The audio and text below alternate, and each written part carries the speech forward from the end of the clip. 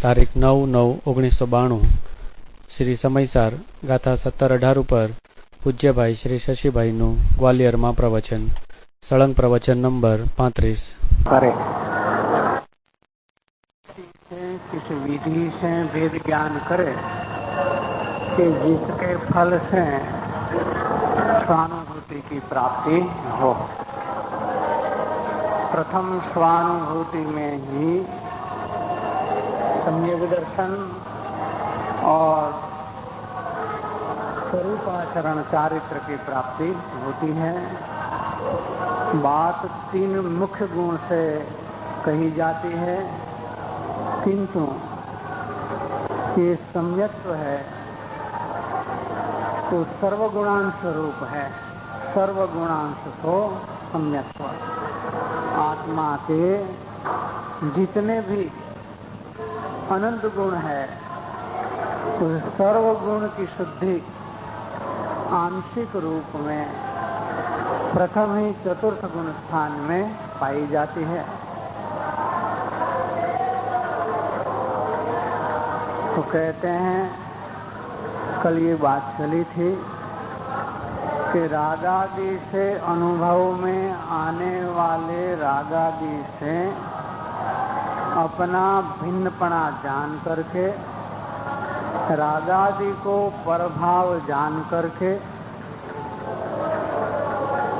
अपना अनुभव में आने वाला ज्ञान वेदन, इसकी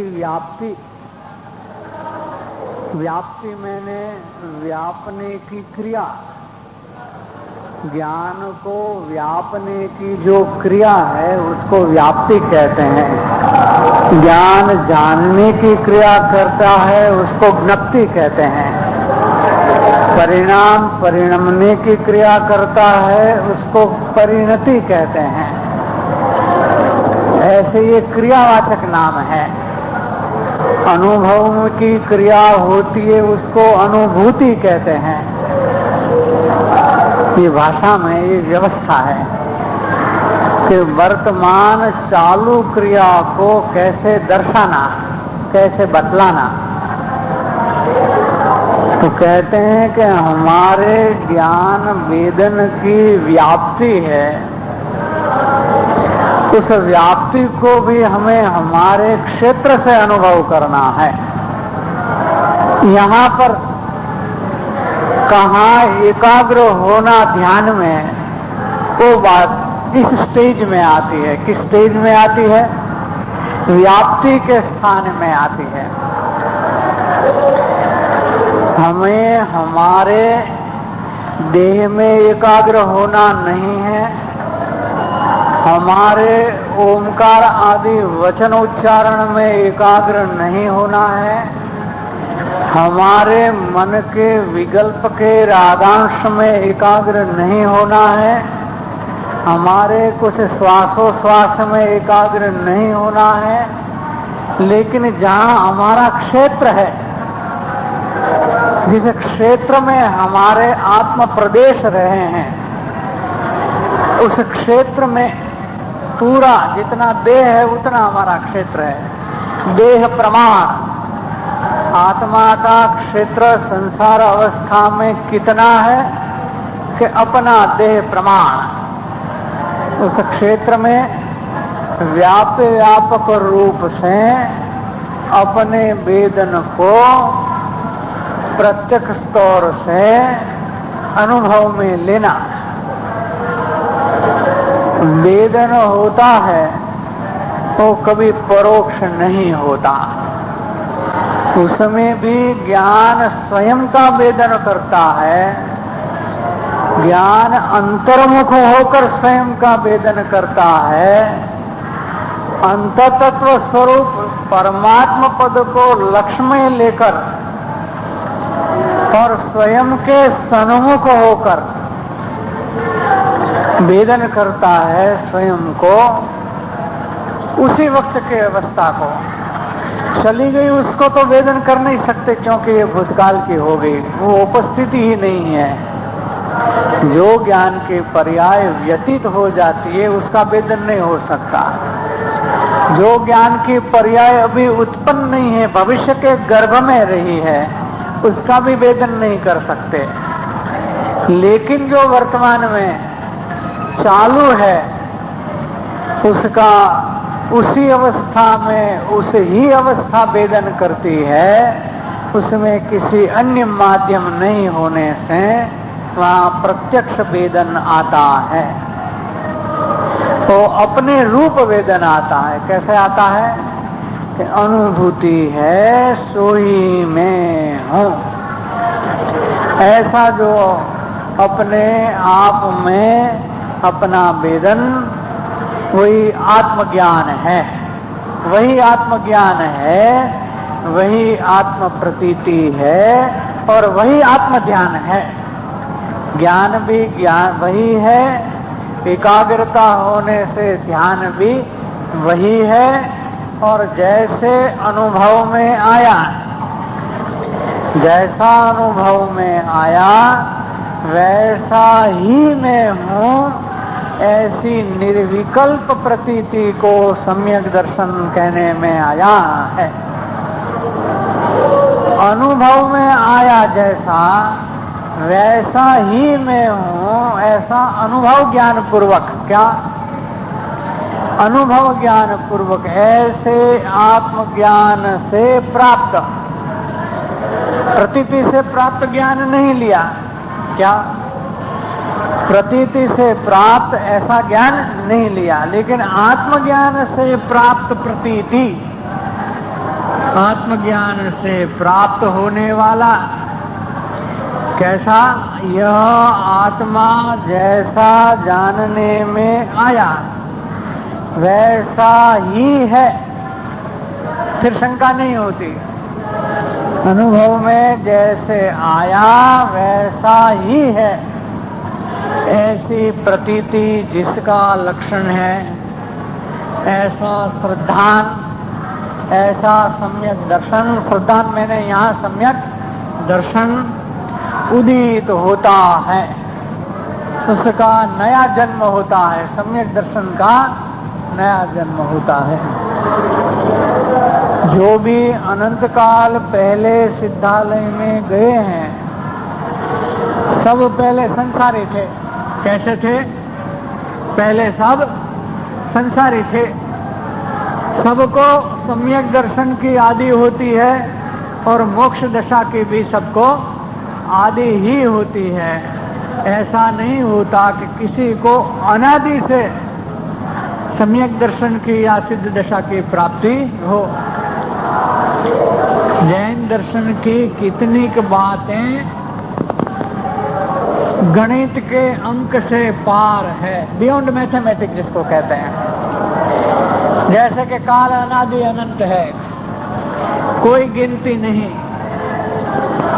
और वृक्ष भी अनादि, बीज भी अनादि। पहले वृक्ष हो, उसमें बीज पैदा हो, ऐसा नहीं, और पहले बीज हो उसमें से वृक्ष हो, ऐसा भी नहीं। क्यों? कि बीज बिना वृक्ष नहीं और वृक्ष बिना बीज नहीं। पहले कौन? दोनों अनादि है। ऐसे प्रत्येक आत्मा सिद्धालय में सादी विराजमान है, फिर भी सिद्धालय में अनंत सिद्धात्मा अनादि से विराजमान है, और जो अनंत विराजमान है उसमें प्रत्येक सादी विराजमान है। ये श्रुत ज्ञान के विकल्प विचार चिंतन से पार चीज है, इसलिए उसको अचिंत्य गिनने में आया है। कभी सिद्धालय खाली था और पहले कोई सिद्ध पहुंचा, ऐसा कभी नहीं बना है। अनंत सिद्ध अनादि से है, और जो अनंत है वो प्रत्यक्ष की आदि हुई है। कैसे करेंगे? तर्क लगाएंगे? ये तर्क से पार चीज है, गिनती से ये कोई अचिंत्य बात है। बहुत सी ऐसी बातें हैं।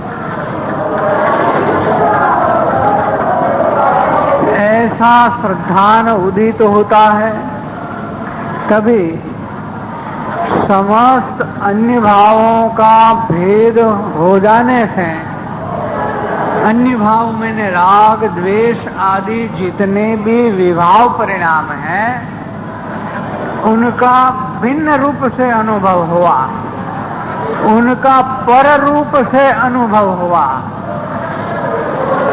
राग होता है साधक जीव में, सम्यक दर्शन जिसको प्राप्त हुआ उसको भी राग तो होता है। राग का नाश होगा तो 12वें गुण स्थान में जो यथाख्यात चारित्र होता है, पूर्ण चारित्र होता है, पूर्ण वितरागता वहां होती है, वहां राग का सर्वथा नाश होता है। इसके पहले कुछ अंश में नाश होता होता सर्वनाश होता है, क्रमशः नाश होता है। श्रद्धान की तरह एक साथ पूरी श्रद्धा होए ऐसा एक साथ पूरा चारित्र कभी नहीं होता, ऐसा इनका स्वयं का धर्म है, स्वयं का स्वरूप है ये।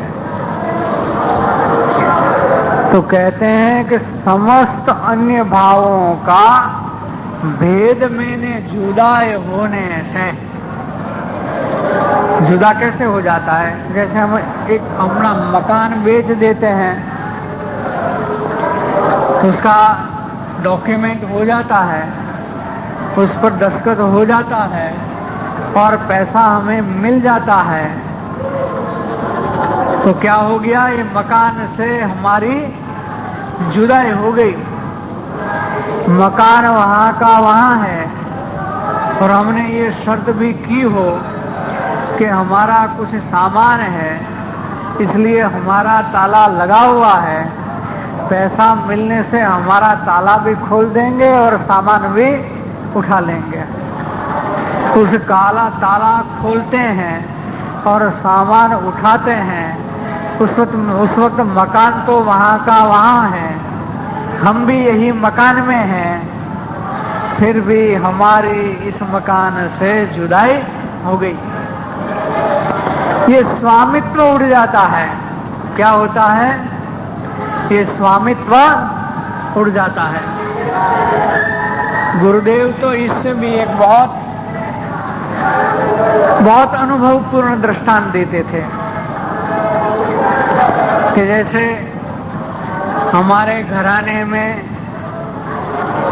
लड़की की, बच्ची की हम सगाई करते हैं, तो जिस वक्त सगाई की विधि संपन्न हो जाती है, हाँ, हमारे यहाँ वो कंवर साहब तो श्रीफल देते हैं, लड़के के जो भाई हैं वो श्रीफल हाथ में देते हैं, माला पहनाते हैं। तब से क्या होता है, लड़के के मानस में, गुरुदेव बहुत सुंदर अपनी भाषा में ये दृष्टांत लेते थे कि ये घर भी मेरा नहीं है। अभी तो इस घर में से गई नहीं, अभी तो जब शादी होगी तब जाएगी, लेकिन घर में होते हुए भी जितने दिन, जितने महीने उनको ये घर पराया लगता है, और जो वर का घर है वो अपना घर है, जो भी ससुराल का घर है वो अपना घर है, ऐसा इसकी परिणति में जुदाई हो जाती है। स्वामित्व उड़ जाता है कि मेरा नहीं। ऐसे राग तो हुआ सम्यक दृष्टि के पर्याय में, लेकिन पराया हो गया, वो अपना नहीं रहा। ऐसी एक अनुभव की परिस्थिति बनती है। क्या? एक अनुभव की अंदरूनी परिस्थिति है जो सम्यक दर्शन होने के बाद सारी की सारी बदल जाती है। जब राग हमारा नहीं, तो राग के विषयभूत जितने भी पदार्थ हैं, कुटुंब, परिवार, मकान, मिलकत, आबरू, कीर्ति, कपड़े, जो कुछ भी है, उसमें कहीं अपनापन अनुभव में आता नहीं। लोक व्यवहार से ये कहेगा, सम्यक दृष्टि भी ये कहेगा कि मुझे बुखार आया है, क्या कहेगा? लेकिन वास्तव में वो शरीर में अपनापन अनुभव करते नहीं। बुखार को, शरीर की उष्णावस्था को तो अपने से भिन्न, ज्ञान से भिन्न अनुभव करते हैं। बहुत चमत्कारिक विषय है। इसलिए सम्यक दृष्टि को वेदना के काल में वेदना का भिन्न अनुभव होता है। सभी प्रकार की प्रतिकूलता के, दुख के समाधान हम कुछ न कुछ निकाल लेते। जैसे पैसा चला गया, निर्धन हो गए तो मेहनत करके कमा लेंगे, क्या कुछ न कुछ रास्ता निकाल लेते हैं। लेकिन जिस वक्त वेदना चलती है, उस वेदना को तन्मय रूप से भोगे बिना जीव का छुटकारा नहीं होता। तो कुछ बुद्धिमान पुरुषों ने इसका बहुत गहराई से अन्वेषण किया, खोज किया कि हमें वेदना नहीं वेदनी पड़े, ऐसा कोई रास्ता निकाल सके क्या। तो उन्होंने ये रास्ता निकाला भेद ज्ञान का, कि शरीर की पर्याय को हम जाने, वेदना रूप शरीर के परमाणु की पर्याय को हम जाने, भिन्न रूप से जाने। कैसे जाने? भिन्न रूप से जाने। और उस वेदना के काल में वेदना का अनुभव दुख रूप नहीं करे, लेकिन आत्मा का सुख रूप अनुभव करे। सुखी होते होते वेदना को जाने। जी, सुखी होते होते वेदना को जाने। चमत्कारिक विषय है ये। और इससे बड़ा चमत्कार तो वो है ज्ञानियों की भूमिका में, ज्ञानियों की दशा में, कि वेदना के काल में सामान्य संसारी जीव दुखी होते होते उतने दुखी हो जाते हैं कि बहुत कर्म बंधन कर लेते हैं। उसी वक्त मोक्ष मार्गी धर्मात्मा बहुत निर्जरा कर लेते हैं। क्या करते हैं? वो ज्यादा बंधन में पड़ता है मिथ्या दृष्टि, और सम्यक दृष्टि धर्मात्मा ज्यादा निर्जरा करके अधिक कर्म से मुक्त होते हैं। इसलिए ज्ञानी को वेदना का भय नहीं होता। आता है संसार में, ज्ञानी सप्त भय से विमुक्त होता है। उसमें यह लोक का भय, परलोक का भय, मृत्यु का भय, वेदना का भय, चोरी का भय, अकस्मात का भय, ऐसे सभी प्रकार के भय उसमें आ जाते हैं। कोई भय बाकी नहीं रहता। तो वेदना आए पहले वेदना का भय हो जाता है। कैसे? कि कोई शरीर में वेदना चालू हुई, डॉक्टर कहेंगे कि हमको उसका पैथोलॉजिकल टेस्ट, गले में होता है ना कैंसर, तो गले में वेदना चालू हुई, डॉक्टर ये कहेंगे कि यहाँ से सैंपल निकालेंगे और मैलिग्नेंसी का टेस्ट किया जाएगा। क्या बोलते हैं? मैलिग्नेंसी कहते हैं उसको। कि रिपोर्ट में मैलिग्नेंसी आएगी वहां नहीं आएगी, वो तो आने के बाद पता चलेगा। लेकिन जब टेस्ट के लिए उनको ले जाते हैं लेबोरेटरी में, कितना भय होता है। जिनको होता है उनको पता चलता है कि उनके पैर ध्रुजने लगते हैं, रोने लगते हैं, कई लोग कोई ध्रुजने लगते हैं, बहुत हालत खराब हो जाती है। ज्ञानियों को ऐसा नहीं होता। वेदना के काल में अधिक पुरुषार्थ करते हैं। मृत्यु को तो वो महोत्सव मानते हैं। क्या मानते हैं? क्योंकि हमारी आत्मा मरती नहीं। क्या? आत्मा कभी किसी की नहीं मरती, लेकिन जिसको भ्रम है कि मैं मर जाऊंगा, उसको मृत्यु तुल्य दुख होता है। आत्मा इसकी भी मरती नहीं। अगर आत्मा, किसी की आत्मा पूर्व भव में मर गई होती तो अभी कोई जिंदा नहीं होता। हम अब जिंदा हैं, ये इस बात का सबूत है कि हम कभी मरे नहीं थे। लेकिन जब जब देह छूटने का काल आया, मृत्यु तुल्य वेदना हुई है। मरा नहीं कोई। ज्ञानी को ये शाश्वत पदार्थ का प्रत्यक्ष अनुभव होने से, कैसा? शाश्वत पदार्थ का प्रत्यक्ष अनुभव होने से उनको देह छूटने के काल में पुरुषार्थ उतना बढ़ता है, सुख शांति उतनी बढ़ती है। कोई कोई धर्मात्मा तो निर्विकल्प आनंद की दशा में भी शुद्धोपयोग में आ जाते हैं और देह छूट जाता है, और इस वक्त अधिक से अधिक निर्जरा हो जाती है। तो ये प्रसंग तो लाया नहीं जाता, ये प्रसंग कोई लाया नहीं जाता। जब आयु पूर्ण होने के काल में स्वयं आता है तो ज्ञानी सावधान हो जाते हैं, अपने स्वरूप में सावधान हो जाते हैं और स्वरूप में तीव्र पुरुषार्थ की गति उसकी चालू हो जाती है।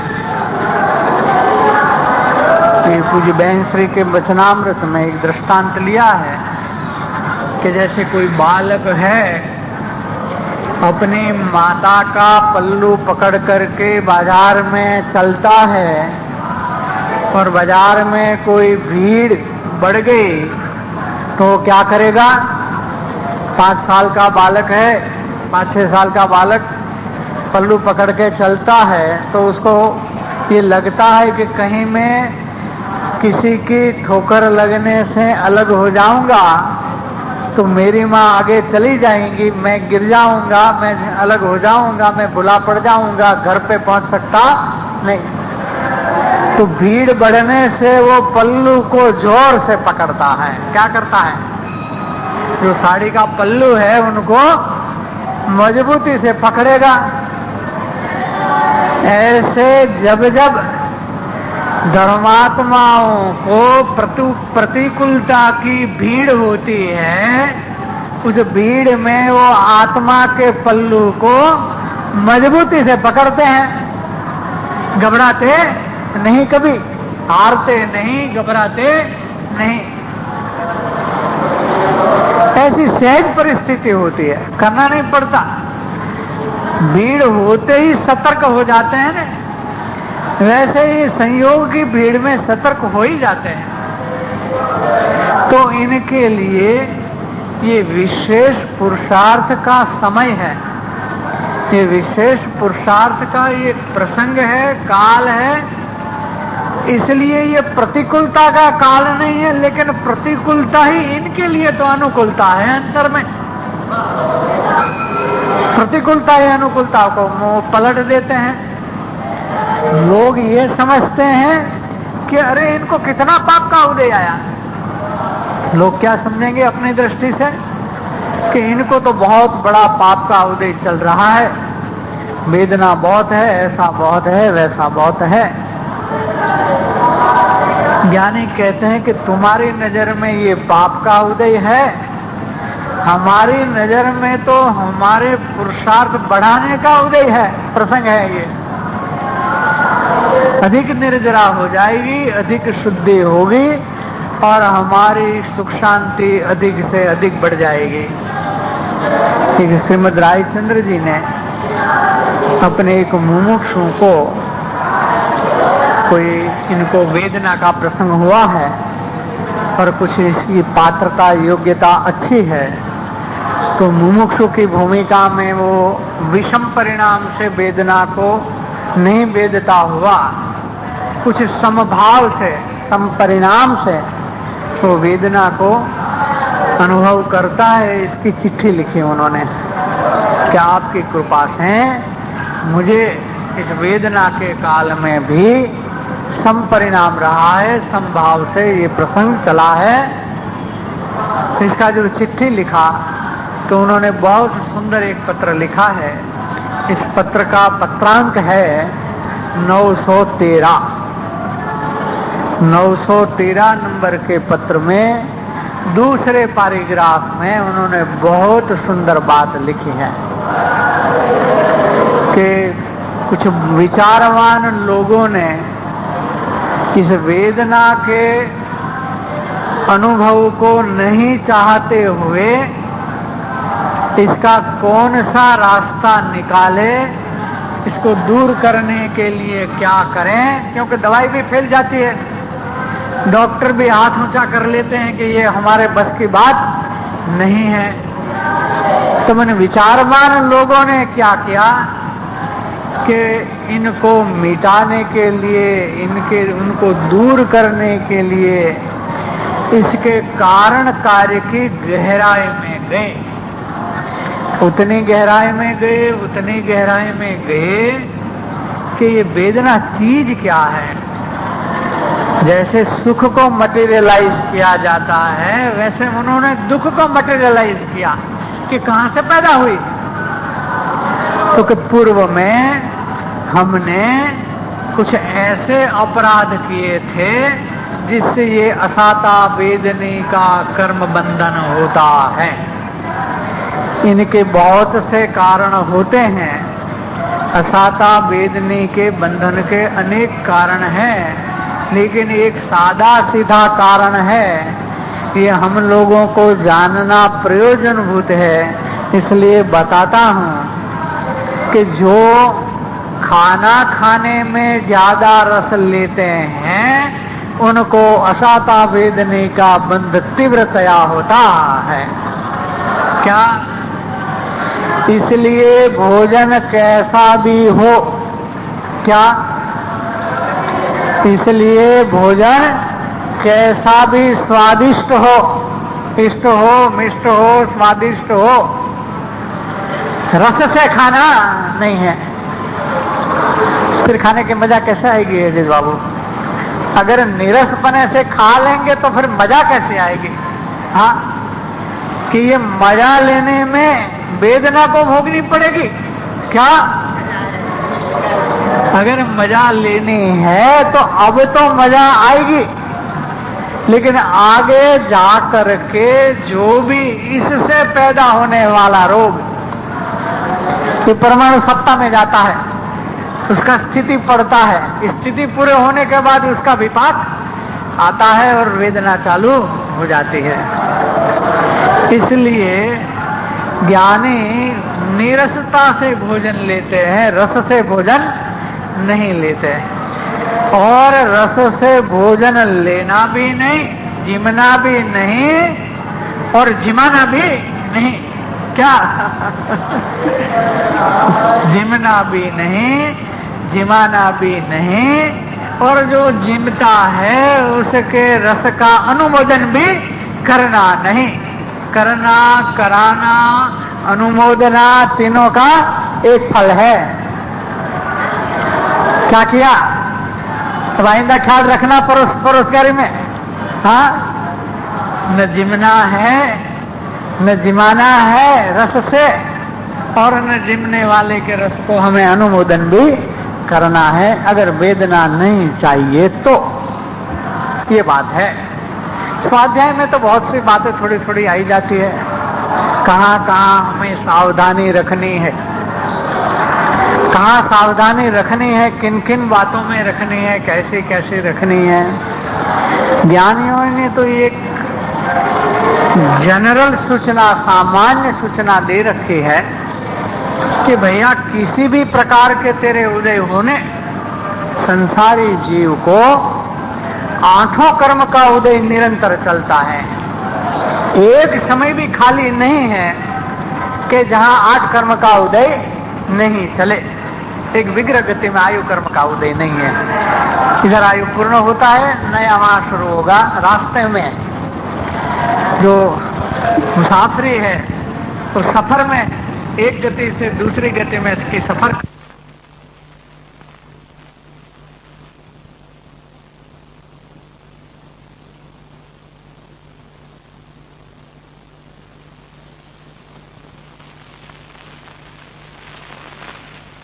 में प्रवेश करना,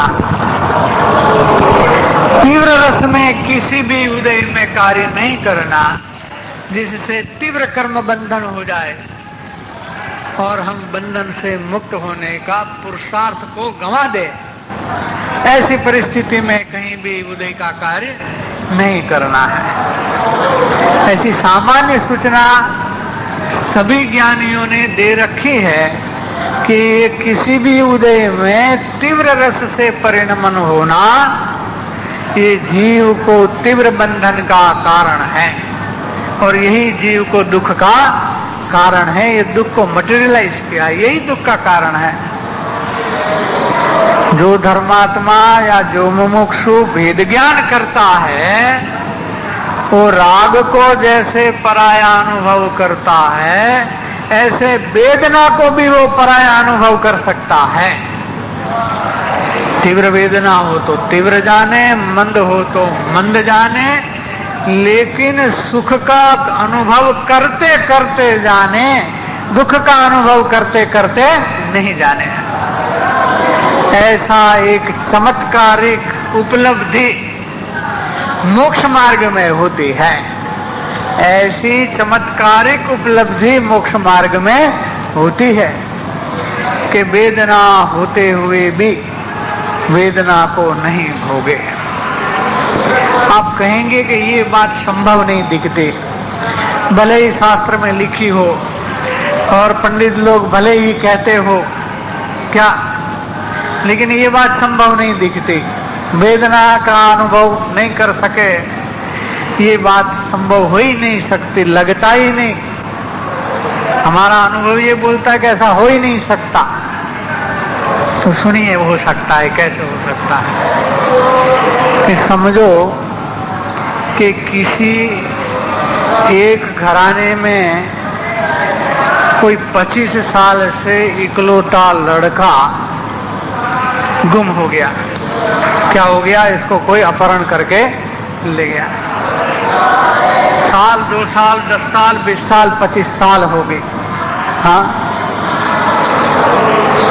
और जब ये अकस्मात उसका आना होता है पर उस काल में किसी को बहुत तीव्र वेदना हो, क्या तीव्र वेदना में चिल्लाता हो क्या, और उसी को समाचार मिले कि ये आपका बेटा आ रहा है। जो सामने से जवान लड़का आता है, बचपन में कोई उठा ले गया था, लेकिन वो आ रहा है, तुम्हारा बेटा है। क्या होगा? वेदना का क्या होगा कि उपयोग वेदना से हट जाएगा, पैर में वेदना होगी, चलता चल नहीं सकता था लेकिन दौड़ के जाएगा। एक कदम भी चलना मुश्किल था, वो दौड़ के जाएगा और उसको अपने भेंट में ले लेगा। इतना भेंट से वो उनको भेटेगा। कहाँ गई वेदना? मिट गई थी क्या? नहीं मिटती है। एक तीव्र कषाय दूसरी मंद कषाय को धक्का दे करके हटाती है। हटाती है कि नहीं हटाती? जब एक कषाय भी दूसरी कषाय को हटाती है तो ज्ञानी का पुरुषार्थ अपने अनंत सामर्थ्य में से निकला हुआ है और कोई अलौकिक सामर्थ्य से उसका परिणमन हो रहा है कि जिसको समय सार में तो ये कहते हैं कि वज्रपात होवे। क्या होवे? इस 3 लोक हिल जावे, 14 ब्रह्मांड हिल जावे, ऐसा वज्रपात होवे तो भी ज्ञानी अपने पुरुषार्थ से विचलित होते नहीं। ऐसी ताकत है उसमें। उतनी ताकत से वो निर्जरा करते हैं तो उसको वेदना से भिन्न अनुभव पूरी संभावना से होता है। ये कोई कल्पना नहीं, यही नहीं